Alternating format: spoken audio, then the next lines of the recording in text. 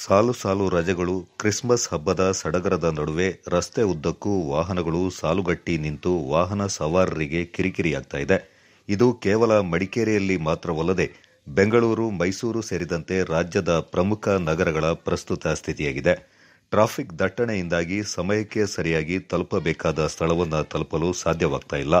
ಆದರೆ ರಾಜಧಾನಿ ಬೆಂಗಳೂರಿನಲ್ಲಿ ಅದಕ್ಕೊಂದು ಪರಿಹಾರವೆಂದರೆ ಮೆಟ್ರೋ ರೈಲು. ಮಡಿಕೇರಿ ಕ್ಷೇತ್ರದ ಶಾಸಕ ಡಾ ಮಂತರಗೌಡ ಕೂಡ ಬೆಂಗಳೂರಿನಲ್ಲಿ ಟ್ರಾಫಿಕ್ ಕಿರಿಕಿರಿ ತಪ್ಪಿಸಲು ಇಂದು ಮೆಟ್ರೋ ಟ್ರೈನ್ ಮೊರೆ ಹೋದ ವಿಡಿಯೋ ಇಲ್ಲಿದೆ.